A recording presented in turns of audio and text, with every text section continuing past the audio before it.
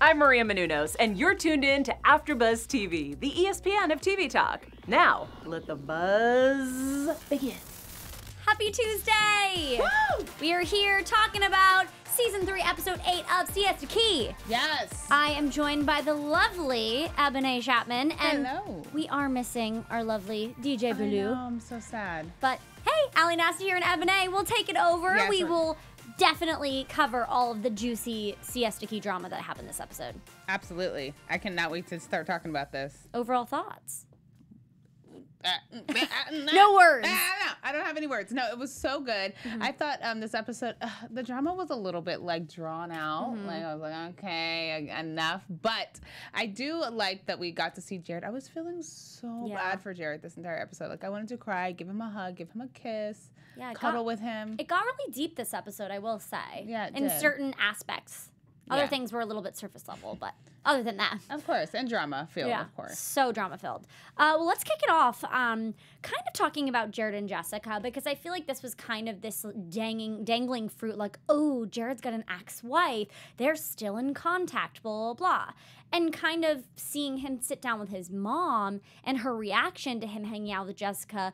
Were you expecting the way that Jared and Jessica act towards each other to be the way based on how his mom described their relationship? Right. It is so opposite because I think the mom, like I would be the mom. Yeah. She's me. She's I am protective. her. I am her. You don't need to be hanging out with this girl. But she described it as this very toxic relationship, like up and down. You guys were drunk and just so toxic and la la la la. Like it was really like her, like they were at each other. But when they're together, or even when, you know, he's like expecting the call last episode, right? They have this very like loving, like supportive natured relationship. Yeah. And it was like, wow, that's like so opposite. But I do kind of you could see her personality can get a little wild. So I was like, okay, like I could understand. I'm not surprised that the mom has that reaction. Right. But from what we saw, it just didn't seem like that was their relationship. Right. And obviously Jared's mom probably, it's like, that's what they try to say. I watched a show on relationships, and one of the people said that you shouldn't ever tell other people the problems you're having. You need to talk to your partner about it, because when you tell your mom or your best friend the bad things about your relationship and the bad things about your significant other, that's then putting that image in their head that they're not going to be able to forget. And they're obviously going to be protective over you. So obviously, I think that Jared's mom is speaking truths because she does know the bad things of this relationship. And obviously, it was, like 3 years ago now? So they've had time to heal. They've had time to build a friendship. They both seem very, open with their wounds. Yeah, that's true. But I think it is kind of crazy that this episode, it seemed like it was really a solution for them. Like, I feel like they came to a good conclusion about where they stand, where they should stand further, you know, and kind of how they could grow separately. But let's kind of break that down even further. So obviously, one of the main reasons that Jared's mom was really upset about this was because they were married for 2.5 months before he went on deployment, and it all kind of rushed in, which if you're young and, you know, but you know, that's leaving, what they say when you go to the army or whatever military, that if you get married, you get more money. Yeah. And so I feel like maybe that could have been more pressure because, you know, she wanted to probably stay on base with him. And I think you have to be married to do all that. I'm not the army expert, but so that would probably would be the reason, oh my gosh, you're gonna leave, I should get married so that I can be there when you get back, that type of thing. Right. And then there's extra, you're married, so you get more money. And then and then obviously when he might be gone and it's only been 2.5 months, it's oh my gosh, now I'm alone and having to deal with this. Not that it should excuse any of the behavior, but I don't know. But then it's okay, so then that happened, and then I didn't realize, even because the way he explained it originally, I didn't realize that so they got divorced even before he got back. Yeah, I didn't know that either. I'm wondering how long he was gone. He was gone for a while. Yeah, so maybe 2 years. They might have said it. They might have said it in past seasons, up at season 2 or something. Yeah, gone for 2.5 years or something. So basically, she cheated, which obviously that stemmed a huge emotional distress on the relationship. Which is kind of crazy because it's if I only know you for 2 months, got married, and then you cheat on me, how strong is our bond, first of all, to get married? Secondly, would I care that much that you cheated? I mean, I guess you would because you're married. Well, but yeah, you would. Of course you would care, Ebone. Okay, maybe I would care, but I'm just saying, like, that just seems so fast to, like, create such a crazy, like, emotional bond to someone where you're, like, this torn up about it still. But like they mentioned, they were like, we were so young, and they did it quick. And, like, if you think about it and you think you love the person, you're like, why not? Let's just do this. Like, I love you, you know? And, but it was interesting that both parents kind of seemed to have the both perspective of like, ooh, don't drink around each other, like, be careful. But I think it's because both of them collectively, like, or separately went to their parents and was like, this is what happened to me, this is what happened to me, this is why we weren't good together. Because if they're having to explain to their parents why they need a divorce, like, obviously there's a root to this issue, and maybe the main root at that time in their lives was alcohol. Yeah, I mean, at the end of the day, too, like, parents always know better, and especially when you're not in the situation, you can always see things a lot clearer, a lot better, so it's kind of like, like, you know, you might see something in your friend's relationship that she doesn't see, and you're like, this so isn't going to work out, but she's like, it's fine, I'm having so much fun, I love him, and you're like, girl, bye, you're about to break up in 3 months, you know? Yeah, but I did feel like they had just a very mature conversation, and I really respected. I'm glad we got to see this side of their relationship, because I feel like, you know, the talk about it is so kind of like, oh, he's still talking to his ex, why? But I feel like you really saw the emotional ties that they have with each other, and why they needed to kind of come together and then have that last conversation of like, this is why we need to continue in our lives separately, because I'm just holding on to something from the past. Yeah, absolutely. Which I felt like was so mature. It was very mature. And, you know, I feel like Jessica kind of gets a bad rap for being the ex-wife. I mean, everyone was kind of throwing shade at her the whole party. But I do feel like she has a definite, like she said, she matured, she's wiser, she's older. So she was able to kind of like, they both came to a conclusion that like worked for them. And I like to see that. Definitely. And I definitely think that Jessica did a very good job of like she got grilled. And totally. She wasn't even like, she was just kind of, you know, oh, I get it. You know, I like that she wasn't in defense mode. She was just like, I'll accept it. And just, like, I think she's a really cool girl. And I like that she was able to, like, accept that these girls are going to grill her for everything.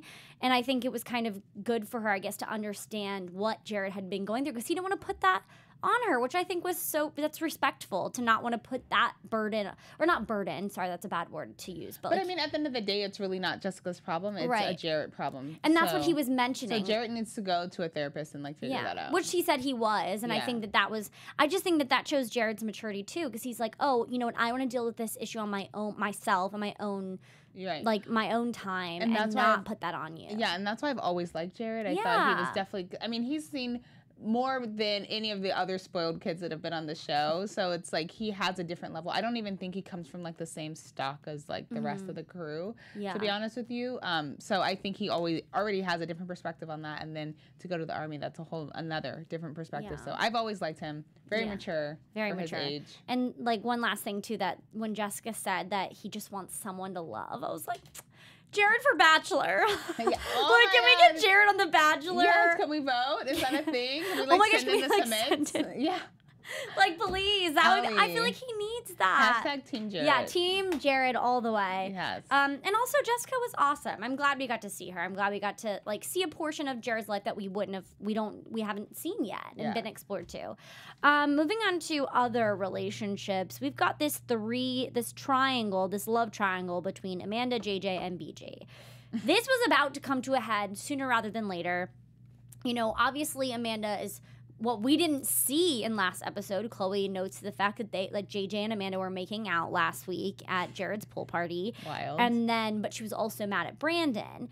And so this is just kind of like, it's all strange to me because it's like, okay, Amanda has told them separately she doesn't want to be exclusive. She can do whatever she wants. And so I just feel like Brandon should have just pulled back from that moment. You know what I mean? Yeah, he should have, but we know Brandon.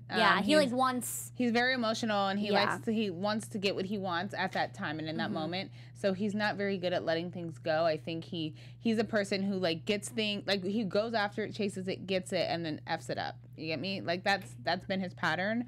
So I think he just wants Amanda because he doesn't have anyone else. You think? Yeah, he doesn't. No one's showing any interest in Brandon at this point. Like, Madison moved on to the producer-ish, who's like, you know, like she's moved on, and then everyone else is kind of booed up and coupled up. And I feel like Brandon is like feeling left out. But when everyone's single, he wants to be single. So it's like he's all over the place. Yeah, maybe that does make a little bit of sense. But I kind of like that. Like, I do understand the fact that he pulled JJ aside, but then I kind of am like, but that's not a conversation for you and JJ to have. Yeah. Like, she's not like, Amanda's openly said, I don't want to date either of you, kind of. Like, she basically said that to JJ this episode. Like, I'm not any of yours. I don't want to just be, I'm single. I can do what I want. And so, like, I kind of understood Brandon's reasoning for talking to JJ because he wanted to, like, step out, which he did if he heard that JJ was going after her. But I also kind of was like, you know what your answer is. Right, and it was like, you know, you're disrespecting me, and it was like, no, like, at the end of the day, Amanda's disrespecting you. Like, she was the one who was mad at you for going to the Rebella party. You know, you can be mad at her for making out with JJ. Like, I mean, that's fair. Right. So it's like, if anyone you should be talking to and being annoyed about, you know, with is Amanda. That's who you need to be talking to. Yeah. But what does she want? Like, that's what you need to be asking. Something that I was just trying to look at everything from, like, everybody's perspective, you know? And it's like, obviously, if Brandon really likes Amanda, of course he's getting frustrated. But then it's also, on Amanda's terms, it's like, well, I specifically told you I don't want to be exclusive with anybody. I want to kind of just have fun this summer. And I don't. So it's like, Brandon can't keep getting mad at Amanda when She's telling the truth. It's not like she's like hiding the fact that she's openly with JJ. Yeah. And Brandon sees that. Yeah, so it's like you don't need any more clarity. Yeah, you don't need any more clarity than what's right in front of you. So, like, stop getting mad at people and just step back. Really. Yeah, remove yourself. Right, exactly. Someone who was trying to kind of, in a way, remove themselves was Juliette in this episode by apologizing, feeling like she could apologize and move on. Do you feel like when she apologizes to Alyssa that Alyssa reacted, like, was that reaction what you were expecting? Like, I feel like I was expecting maybe it was just like, okay, let's be done with it. But I feel like it was like, I'm not accepting the apology. Or do you think I read that wrong? You mean at the end of the episode? Yeah. No, I don't think Alyssa was playing any games. And she definitely did not accept that apology whatsoever. Mm-hmm. In her defense, I kind of do feel like I get it because Juliette knew that Alex and her were talking, whether it was serious or not serious or whatever. It was like you knew what was happening. So the fact that you continued to, like, engage in the activity, whether he was calling you or you were calling him, like, everyone's like so caught up in semantics. Like, it actually doesn't matter. Yeah. The fact is that you guys both were calling and texting each other. Yeah. You guys were both responding to each other. Yeah. So, like, Alex with all his lies, like, oh, she called me, she did this, she did blah, blah. No, shut up. Like, that has nothing to do with anything. Like, you participated in it too, so you were just as responsible. Like, what comes first, the chicken or the egg? You get me? Like, it doesn't matter. But I mean, I feel Alyssa, like, I'd kind of be like, no, like, you were checking out my man, hooking, like, trying to do too much, and you need to back up, like, he's mine. So I feel her on that. Yeah, I feel like it was just, it's one of those things where it's like, nobody's right or wrong in this situation. Like you said, everybody both partook in calling on this phone call for 6 hours. Right. And, like, if anything, I just wish someone, I just want it to be like, okay, well, you finally got your closure that you needed, because clearly if Alex is going to continue to say, like, you know, you didn't call me, you didn't, whatever, then that should be your writing on the wall of, like, okay, I need to remove myself completely. And I feel like that's what Juliette was doing.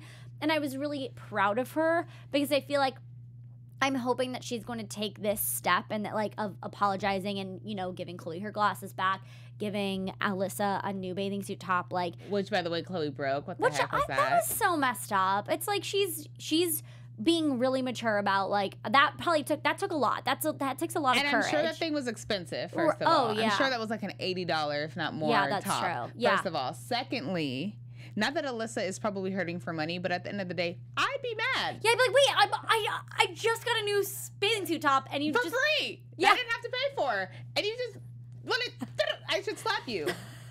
That was kind of annoying. I would be so annoyed if I was. I mean, she laughed it off, but I wouldn't like, really, like, now you go buy me another top. Like, what is this? Like, we need a new top. Yeah, like, who's gonna get this top? That's what I need to know. But I thought that was a really great gesture and moving forward. Yeah. But it is kind of like at this point, this whole back and forth that like is never going to end if no one just stops it right then and there. And it's like, let's move forward. Yeah, I was really proud of Juliette this episode as well. I liked the whole apology train that she was on. However, I mean, the thing is, I don't blame Juliette's actions because at the end of the day, like, Alex was lying on her name the entire 3 episodes, right? Like going around like, oh, she's calling me, she's texting me, oh, this isn't happening, oh, so it's like I understand why she was emotionally charged. Totally. Like, so it's different to like remove yourself when it's like no one's talking. Like Alex acts like as if there wasn't a two-way conversation, meaning like you have text and Juliette has the same text messages. So like, why do you think that you can lie? Like that's the thing I didn't understand. Like, why do you think that you can lie when Juliette has the second hand of information there? Yeah. But which also was kind of interesting that Alex said that, like, she was being, like, immature and spiteful, but he also sent those texts to Robbie. Sent the text to Robbie, showed Chloe, lied to Alyssa. Like, let's not go down the list here. Which I will say that when Alex and Alyssa were talking and, like, he did finally come to the conclusion of, like, okay, I need to tell her. I did appreciate. Chloe pushed him to do and that. I appreciate that Alyssa was like, this is not going, like, she was telling him, like, each time he apologized and each time he said something, she was backing it up with, like, no, this is why you shouldn't have done this. You know what I mean? Like, she was backing up his trying to avoid the situation with, no, this is what you should do next time. Right. This is what you should have done, rather than just be like, okay.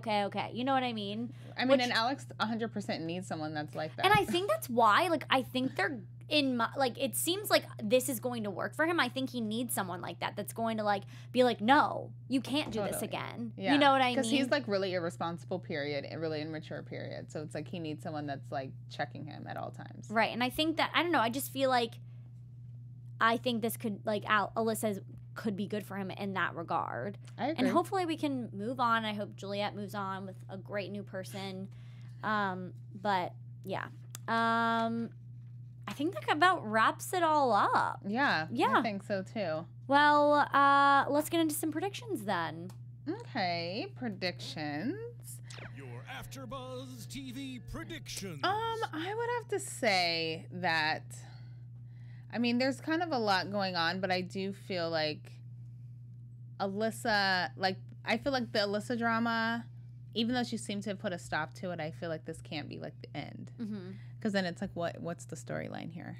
Yeah. So there still needs to be, like, drama. Like, there's still going to be drama with Alex, for sure, and flirting with another girl. My prediction is he's going to be in trouble with another girl. Somebody else. Like a new person that we don't know? I mean, maybe we already know. Maybe we know the person, but I just feel like he's going to get himself caught up in some mess already. Interesting. I was thinking, like, oh, I think that maybe Alex and Alyssa will work it out, and, like, I don't know, I see them pursuing something. Like, I don't know. I just feel like they're going to get through all this drama. I think they're going to get through all this drama. And I think Juliette's going to find someone great that she'll be like, you know what? Putting that in the past and moving on, moving forward. But, yeah, I hope so. Yeah. You know what? I do have to do, like, a call out, though, because it's so funny. Like, I was telling you while we were watching the episode, I was like, what is up with this tiki bar? Like, why is it so dark in there? Why is it so dark in the tiki bar? It was really dark. It was so dark in there. I couldn't tell if it was, like, the angle of our TV. No. Or, like, it was just dark. It's dark. It's like, I don't know. My imagination is like the tiki bar is supposed to be, like, beachy, which means, like, blues, whites, light greens, like, things that make you want to come, like, light wood. I don't know. I was just like, why is it so dark in there? Like, that's the only thing I could think about. And then my other call out is just, like, the music. They do such a good job. They tee it up perfectly. Like, the line is like someone's giving a hug, and it's like the line is perfect. MTV, who finds your music? I need to know. Like, you guys are so good. I'm like, are they making music for the show? Like, producing it just for the show? Or, like, they finding artists? Because this is, I mean, the music couldn't be more perfect. The lyrics are literally what's going par. on. Yeah. It's That's insane. Great. I love it. I love it. Well, that's about it, guys. We appreciate you tuning in every week. We love you all so, so much. But in the meantime, Ebone, where can they find you on social media? Yes, you can find me on Instagram and on Twitter at Ebone Chatman 12. And hey, guys, Nasta here. Find me on Instagram at AllieGirl. And, of course, follow AfterBuzz TV on all social media platforms. We'll see you next week. Bye, guys. Our founder, Keven Undergaro, and me, Maria Menounos, would like to thank you for tuning in to AfterBuzz TV. Remember, we're not just the first, we're the biggest in the world, and we're the only destination for all your favorite TV shows. Whatever you crave, we've got it. So go to AfterBuzzTV.com and check out our lineup. Buzz you later. The views expressed herein are those of the hosts only and do not necessarily reflect the views of AfterBuzz TV or its owners or principals.